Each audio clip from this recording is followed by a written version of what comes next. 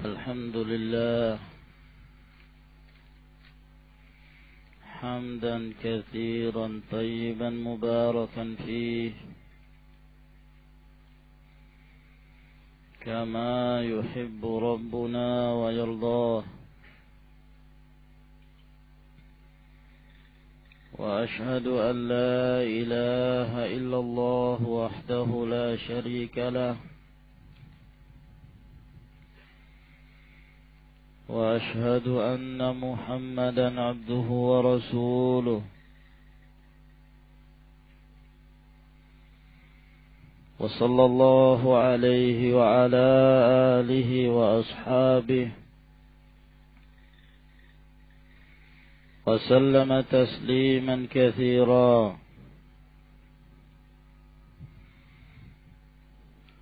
أما بعد، فإن أصدق الحديث كتاب الله عز وجل، وخير الهدي هدي محمد صلى الله عليه وعلى آله وسلم، وشر الأمور محدثاتها، فإن كل محدثة بدعة، وكل بدعة ضلالة، وكل ضلالة في النار. Amma ba'd. Berkata Syekhul Islam Al-Mujaddid Muhammad ibn Abdul Wahhab An-Najdi rahimahullahu ta'ala, dalam kitab beliau, Kitab Tauhid, dan kita sampai ke bab yang kelima, yaitu mengajak umat ini kembali kepada syahadat la ilaha illallah dengan benar, berdasarkan syarat-syaratnya. Kata beliau rahimahullah, walahuma, dan diriwayatkan oleh keduanya, an Sahl bin Sa'd radhiyallahu ta'ala anhu, dari Sahal bin Sa'ad radhiyallahu ta'ala anhu, anna Rasulullah sallallahu alaihi wasallam, bahwasanya Rasulullah sallallahu alaihi wasallam qala yauma Khaybar, beliau mengatakan pada hari terjadinya perang Khaybar, la u'tiyanna rayata, aku pasti akan memberikan bendera, ghadan, keesokan harinya. Sini menunjukkan bahwa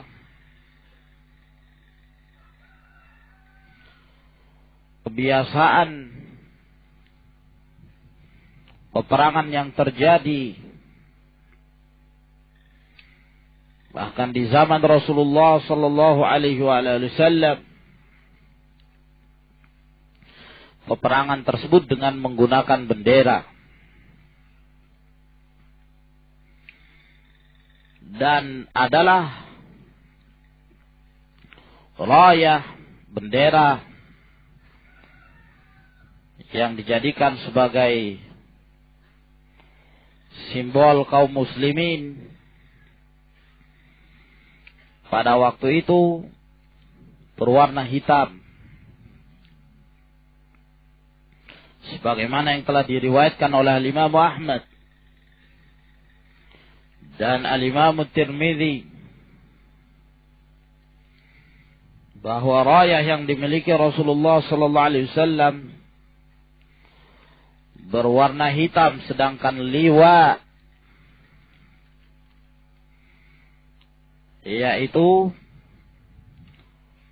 bendera kecil gitu, itu berwarna putih. Nah, Rasulullah Shallallahu Alaihi Wasallam akan memberikan bendera tersebut keesokan harinya kepada seorang laki-laki, rajulan, yang Rasulullah Shallallahu Alaihi Wasallam akan menjadikan dan mengangkat beliau sebagai pemimpin peperangan pada waktu itu, sehingga beliaulah yang akan memegang rayah. Akan aku berikan pada seorang laki-laki yang laki-laki ini memiliki sifat yuhibbullaha wa rasulah. Laki-laki ini cinta kepada Allah dan Rasulnya. Wa yuhibbuhullahu wa rasuluh. Dan Allah serta Rasulnya pun cinta kepadanya. Ya, ini merupakan sifat yang mulia. Seseorang yang cinta kepada Allah dan Rasulnya, dan Allah dan Rasulnya cinta kepada dia. Inilah keutamaan yang sebenarnya. Sebab terkadang seseorang mengaku cinta kepada Allah dan Rasulnya, dia cinta kepada Allah, dia mengaku cinta kepada Rasul, tapi Allah tidak cinta kepada dia. Dan Rasulullah Sallallahu Alaihi Wasallam pun tidak cinta kepada dia. Disebabkan karena dia beramal dengan amalan-amalan yang tidak diridhai Allah Subhanahu Wa Taala. Nah, yang demikian ini bukan tujuan, bukan hakikat. Yang hakikat sebenarnya bagi seorang yang beribadah, dia beribadah kepada Allah Subhanahu wa taala agar kemudian Allah cinta kepada dia. Syaratnya adalah mengikuti sunnah Nabi sallallahu alaihi wasallam. Qul in kuntum tuhibbunallaha fattabi'uni yuhibbukumullah wa yaghfir lakum dzunubakum. Katakanlah, jika kalian betul-betul menyatakan cinta kepada Allah, kalian mengaku cinta kepada Allah, maka ikutilah Rasulullah sallallahu alaihi wasallam. Itulah yang menjadi pemisah orang-orang yang betul kecintaannya dan orang-orang yang dusta kecintaannya kepada Allah Subhanahu wa taala. Sejauh mana dia mengikuti sunnah Rasulullah sallallahu alaihi wasallam. Jika engkau mengikuti sunnah Rasulullah, yuhibbukumullah, baru Allah Subhanahu wa taala mencintai kamu. Tapi kalau kemudian kamu mengaku cinta kepada Allah, cinta kepada Rasul, tapi kamu tidak mau mengikuti sunnahnya, kamu tidak mau mengikuti jejaknya Rasulullah sallallahu alaihi wasallam, Allah tidak akan cinta kepada kamu. Para ulama salaf mengatakan, laisa sya'nu an tuhibba wa innama sya'nu an tuhabba. Bukan yang diinginkan itu kamu cinta, bukan itu. Ya, kenapa kamu mengamalkan ini ya? Karena saya cinta kepada Allah. Kenapa kamu mengamalkan? Karena saya cinta kepada Rasulullah. Padahal yang diamalkan bid'ah misalnya. Ya, orang-orang yang mengamalkan bid'ah, merayakan Maulid, merayakan Al-Isra wal Mi'raj, ketika mereka ditanya apa sebab mereka mengamalkan itu, dalam rangka cinta kepada Rasulullah sallallahu alaihi wasallam. Apakah demikian cara cinta kepada Rasulullah?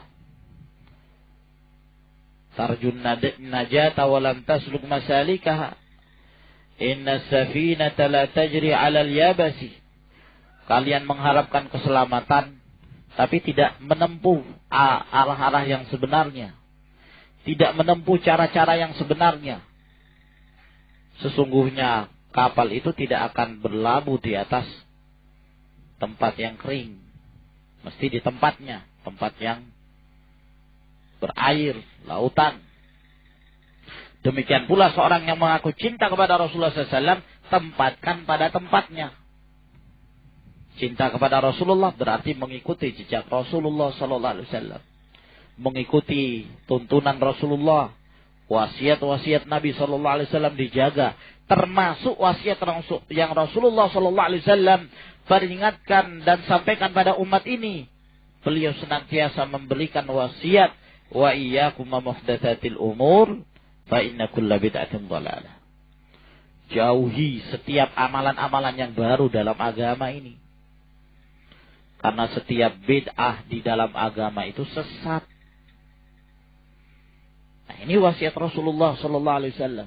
Orang yang mengaku cinta, dia akan selalu memperhatikan apa nasihat Nabi sallallahu alaihi wasallam, apa wasiat beliau sallallahu alaihi wasallam.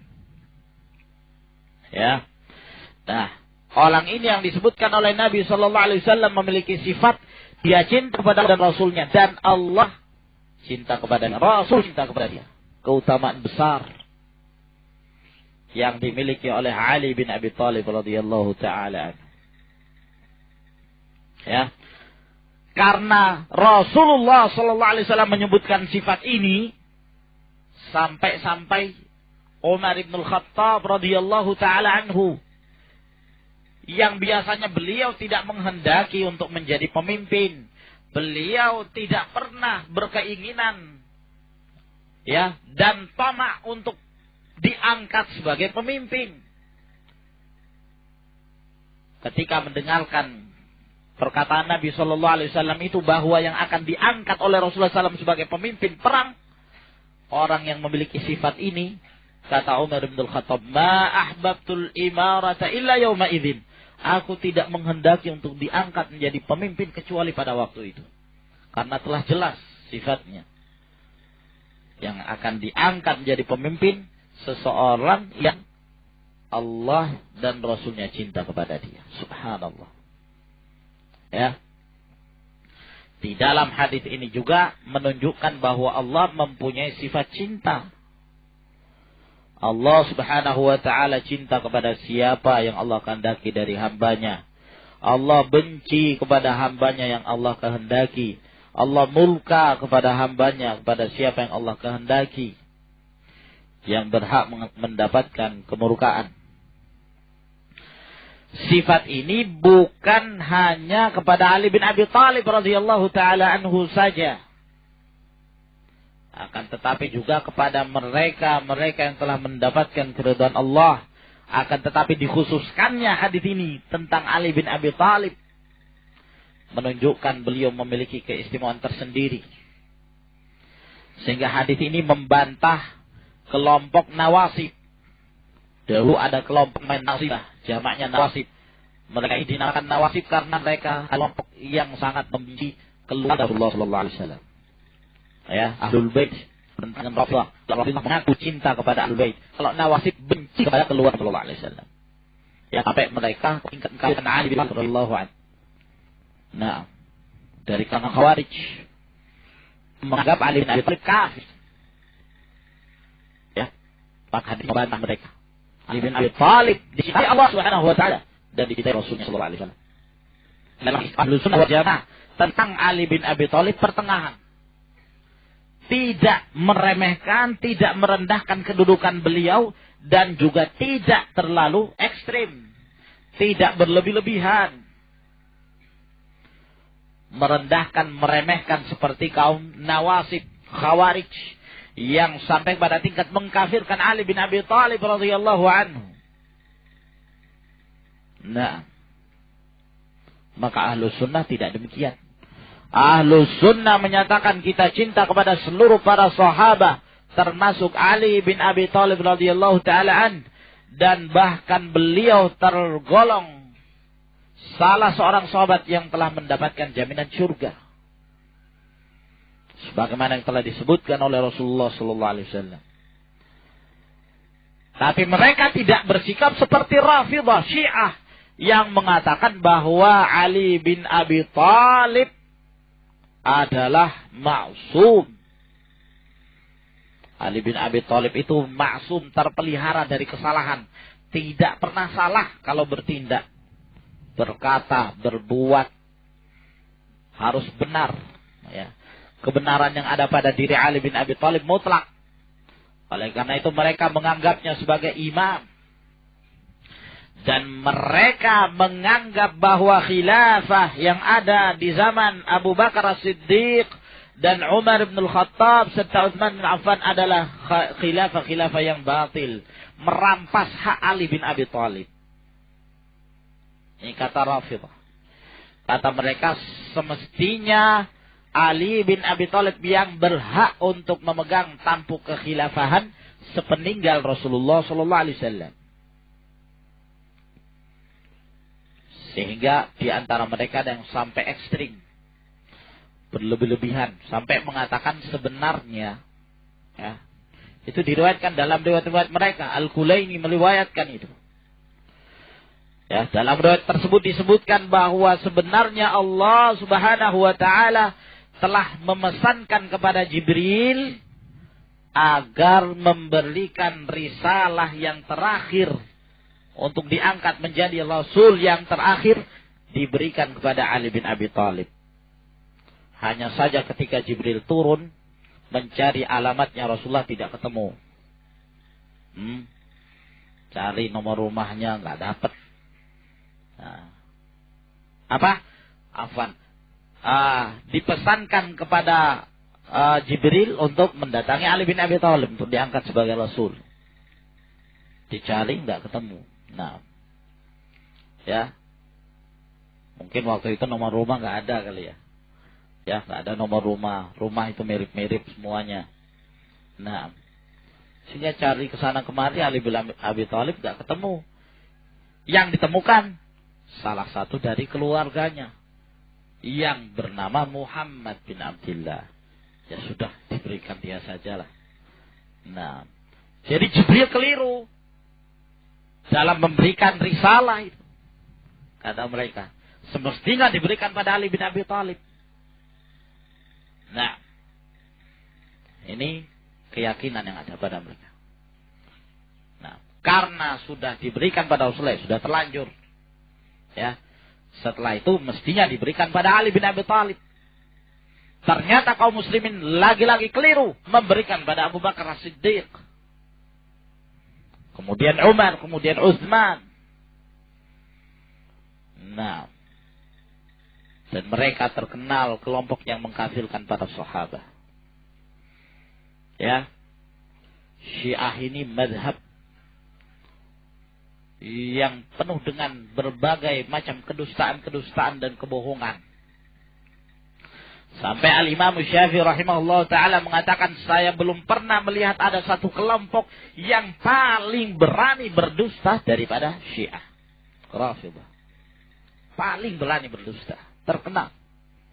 Ya, tidak ada keraguan bagi mereka untuk mendustakan lalu mengatasnamakan Rasulullah sallallahu alaihi wasallam. Di dalam salah satu riwayat mereka, karena mereka terkenal kelompok yang menghalalkan nikah mut'ah. Nikah mut'ah itu pernikahan yang dalam batas waktu sementara. Ya. Nikah boleh tanpa wali, mahar terserah apa saja, kalau kedua belah sudah setuju, terjadi. Nah, ya, nikah mut'ah itu. Kalau misalnya ketemu di perjalanan dengan seorang wanita, senang, akan berarti saya mau menikah sama nikah mut'ah. Ya, sudah berapa lama? 3 bulan. Nah, maharnya apa? Qul huwallahu ahad. Nah, terima, selesai, sudah. Ya, kalau sudah akad, naam, zawwajtu nafsi dan qabiltu, setelah itu halal, seperti hubungan suami istri. Nah, ya, ini mereka halal terus menerus. Sementara Nabi SAW telah mengharamkannya 2 kali pengharaman pada Perang Khaybar, kemudian pada Fathu Makkah. Mereka meriwayatkan bahwa Rasulullah SAW bersabda, barang siapa yang sekali nikah, maka kedudukannya sama seperti Husain. Barang siapa yang nikah 2 kali, maka kedudukannya seperti Hasan bin Ali bin Abi Thalib. Barang siapa yang nikah 3 kali, maka kedudukannya seperti Ali bin Abi Thalib. Barang siapa yang mut'ah 4 kali, kedudukannya sama seperti Rasulullah SAW. Kalau 5 kali ke atas, melebihi Rasulullah. Ya. Nak beraninya mereka berdusta atas nama Rasulullah SAW.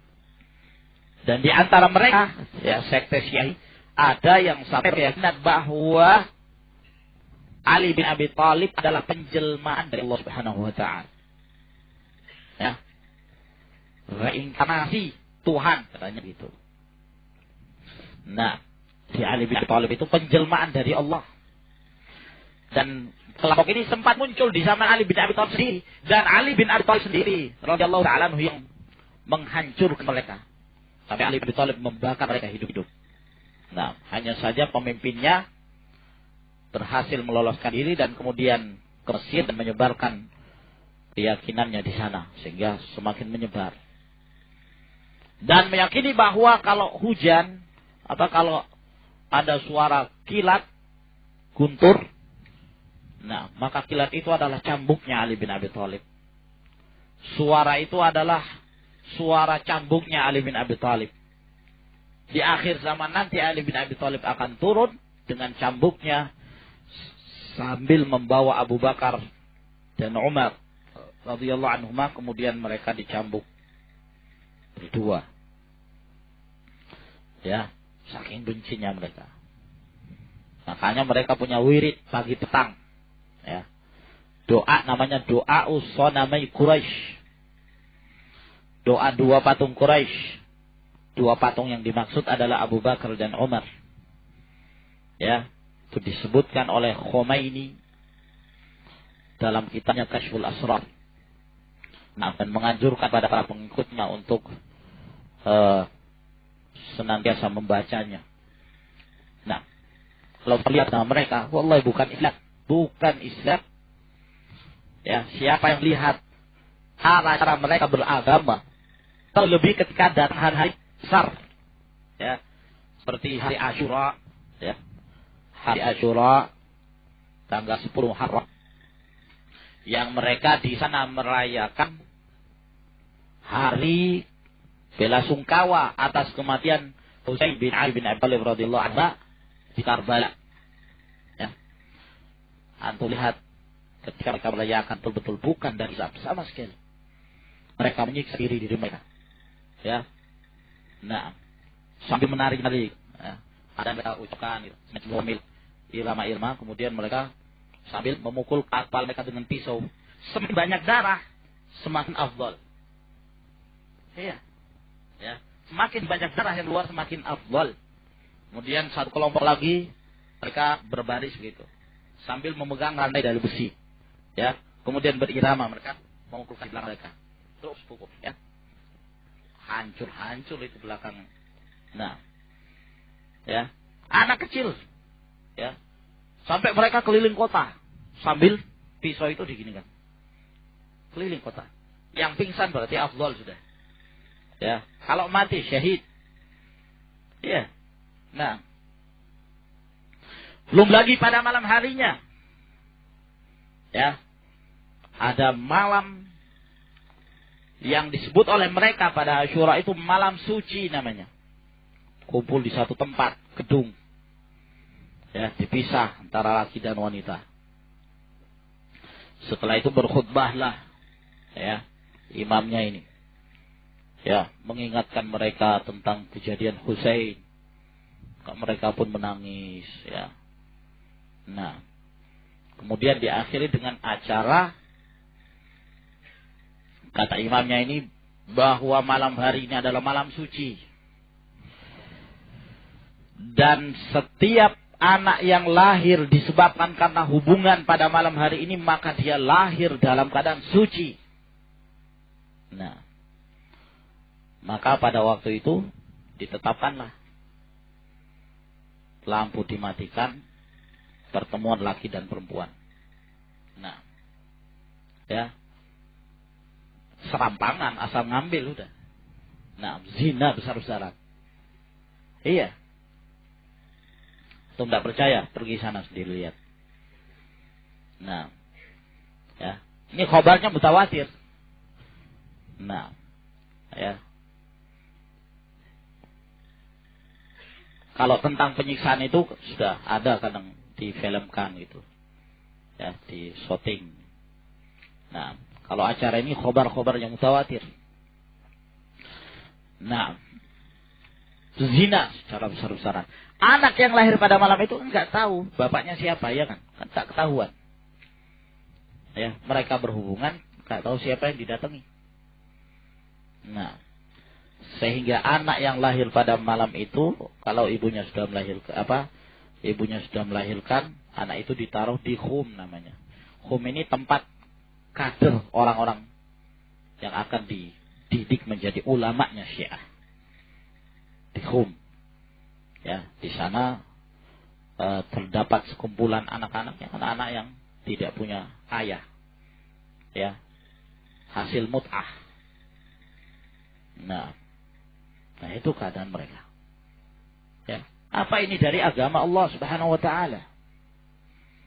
Bertentangan dengan fitrah, bertentangan dengan tujuan agama ini, bertentangan dengan akal manusia. Ya. Layaknya seperti binatang.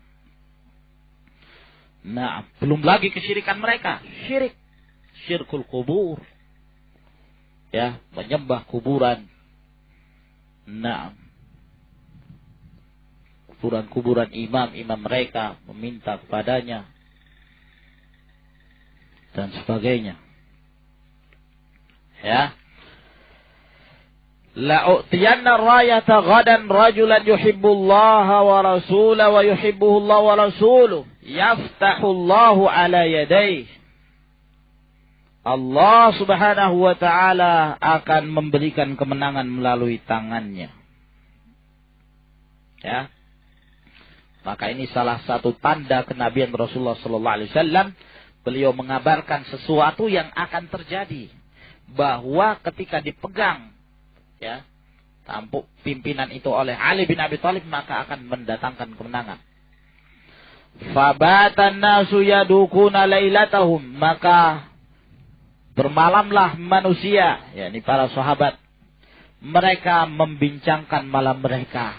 Jadi semalam suntuk mereka berbincang, siapa yang akan diberikan ya? Ayyuhum yu'taha. Kepada siapa Rasulullah sallallahu alaihi wasallam memberikan bendera itu? Rayah itu. Nah, karena itu keutamaan. Dan para sahabat kalau mengetahui itu keutamaan, mereka berlomba-lomba mengharap agar kemudian mereka yang mendapatkannya. Falamma asbahu, maka tatkala di pagi hari, ghadau ala Rasulillah sallallahu alaihi wasallam, mereka pun berangkat menuju Rasulullah sallallahu alaihi wasallam di pagi hari. Kulluhum yarju ayyutaha. Semua mereka berharap agar merekalah yang diberikan. Bukan karena mereka orang-orang yang senang dengan kursi. Bukan karena para sahabat Nabi sallallahu alaihi wasallam menyenangi untuk diangkat sebagai pemimpin. Sama sekali tidak. Ya. Tapi para sahabat menghendaki untuk diangkat menjadi pemimpin karena sifat yang dimiliki oleh Nabi sallallahu alaihi wasallam. Allah dan Rasulnya cinta kepada dia. Kalau tidak ada sifat niscaya, para sahabat tidak akan satu pun yang meminta. Karena Rasulullah sallallahu alaihi wasallam telah memperingatkan mereka, la tas'alil imarah, jangan kau meminta kepemimpinan itu. Faqala, maka berkata Nabi sallallahu alaihi wasallam, aina Ali bin Abi Thalib? Di manakah Ali bin Abi Thalib? Ternyata beliau menghendaki Ali bin Abi Thalib yang akan memegangnya. Faqila, lalu dikatakan beliau, huwa yashtaki ainai, beliau sakit kedua matanya. Nah, ya. Fa arsalu ilaihi, lalu kemudian mereka pun mengirim kepada Nabi sallallahu alaihi wasallam, fa utiyahi, maka didatangkan Ali bin Abi Thalib sambil beliau mengetukkan kedua mata beliau yang sedang sakit. Fa basaqa fi ainai, maka Rasulullah sallallahu alaihi wasallam pun meludah kedua mata Ali bin Abi Thalib. Wa da'alahu, sambil mendoakannya. Nah, ini salah satu tanda kenabian yang dimiliki oleh Rasulullah sallallahu alaihi wa ala alihi wasallam. Nah, dan para ulama pula menjadikan ini sebagai salah satu cara ya dalam meruqyah. bahwa membaca itu apakah dengan membaca secara langsung, yang paling afdal kalau orangnya itu langsung membaca. Paling terkadang kan dia sadar dia mampu membaca Quran, dia sendiri yang membacanya. Kalau tidak maka dibantu dengan yang lain. Orang membacakan dia, ya, atau dengan perak, ya, apa dengan ludah, ataukah dengan air, ya, dibacakan kemudian diminumkan. Naam. Wallahu a'lam bissawab. Wa da'alahu, dan mendoakan Ali bin Abi Thalib, fabaraka allan yakun bihi waja', maka sembuh Ali bin Abi Thalib seakan-akan tidak ada penyakit yang timbul sebelumnya. Fa'atahu raya, lalu kemudian Nabi sallallahu alaihi wasallam memberikan padanya raya. Faqala, lalu kemudian beliau mengatakan kepada Ali bin Abi Thalib, unfudh ala rislik, berjalanlah kamu, ya, tapi berjalanlah dengan pelan-pelan, ya, ini tidak tergesa-gesa. Nah, ya, di sini menunjukkan adab ketika hendak melakukan pertempuran, ya, tidak terburu-buru tapi memperhatikan keadaan. Hatta tazila bisa hati, sampai engkau turun ke medan mereka, ke medan pertempuran. Ummaduhum ilal Islam, kemudian ajaklah mereka untuk masuk ke dalam Islam. Ini yang terutama.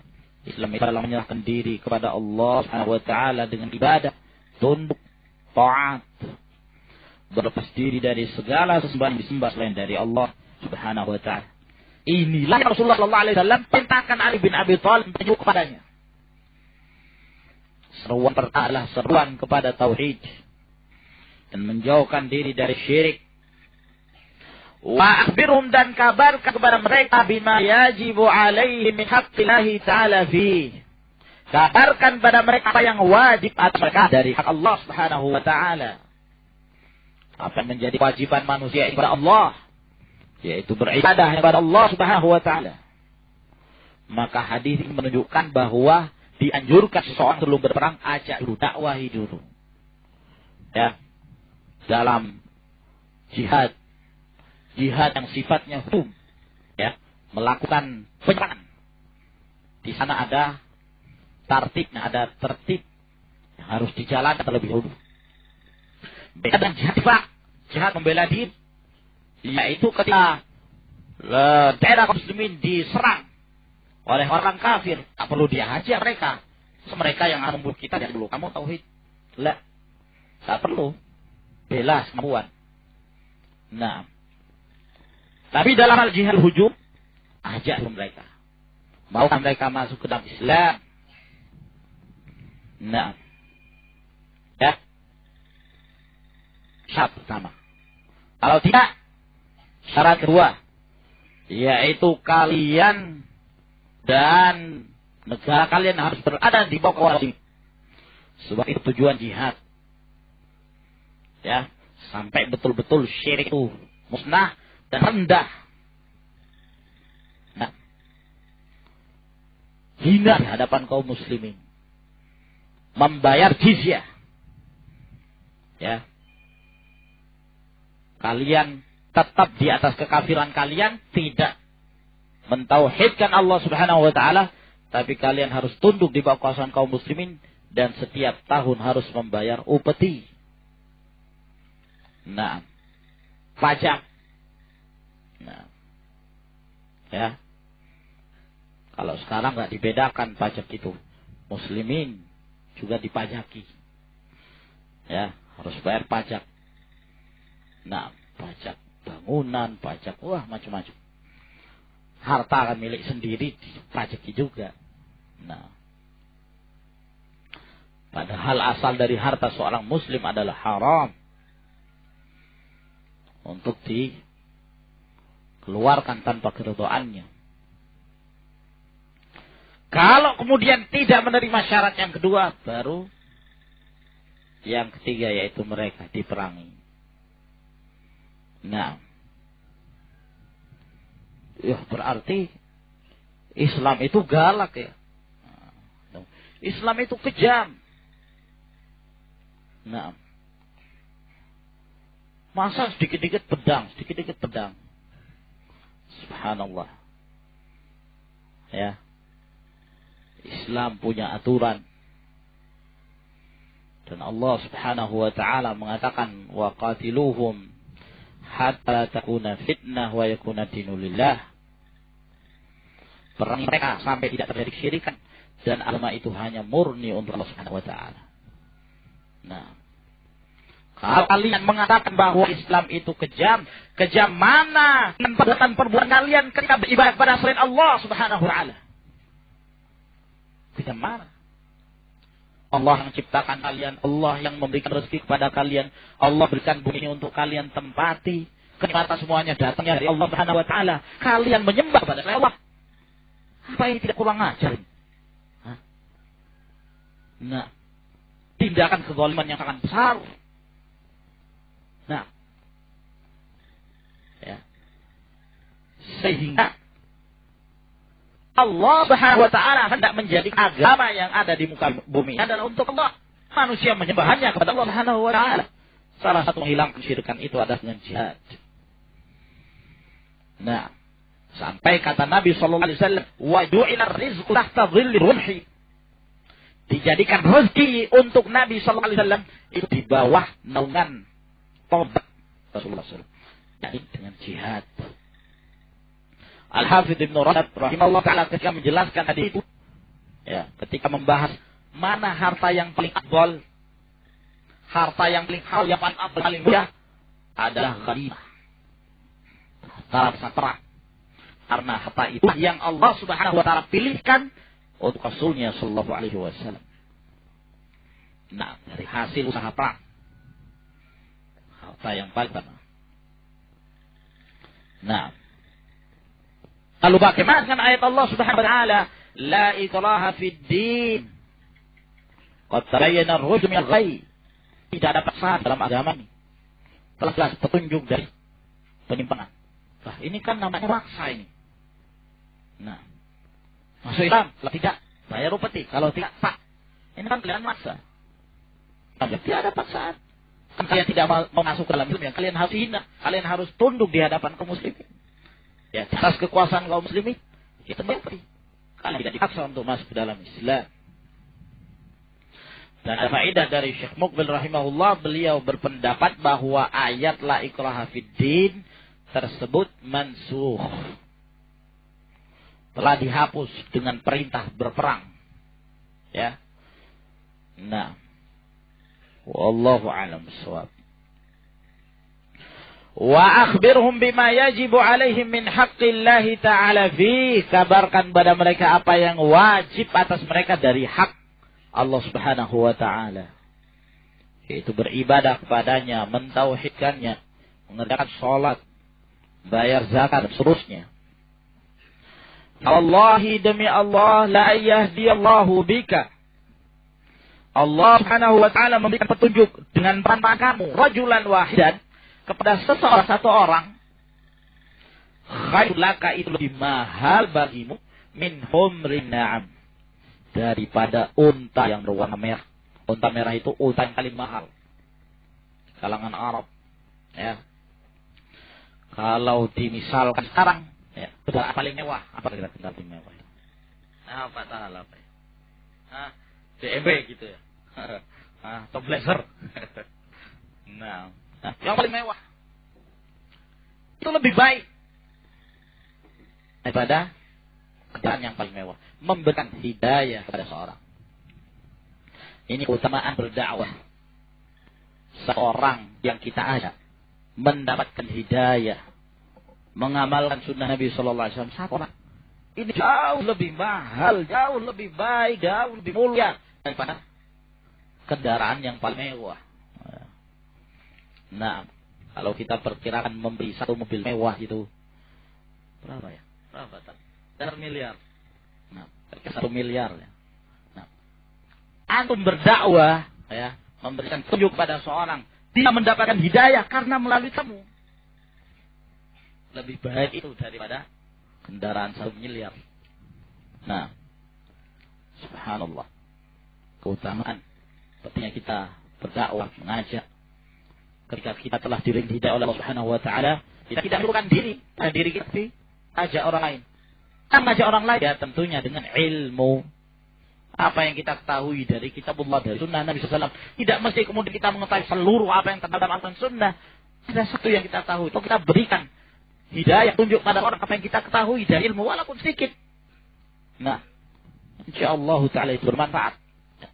Selama kita tidak berbicara ilmu, apa yang kita tahu dari ilmu, kita akan berikan. Nah, kita ajak mereka, 1 orang. Lebih baik dari kendaraan mewah. Apalagi kalau 5 orang, 10 orang. Nah, kata Rasulullah SAW, man dalla ala khairin kafa'ilih. Barang siapa yang memberikan petunjuk pada seorang kepada kebaikan, maka dia sama seperti melakukan kebaikan itu walaupun dia sedang tidak melakukannya. Maksudnya ketika orang itu mengerjakan kebaikan, bukan hanya dia yang mendapatkan pahala, tapi yang mengajaknya juga merasakan pahalanya. Ya. Ini kaum muslimin rahimakumullah, keutamaan kita menyebarkan ilmu, mengajak kaum muslimin untuk kembali ke jalan Allah Subhanahu wa taala dan beribadah kepada Allah dengan sebenar-benarnya ibadah.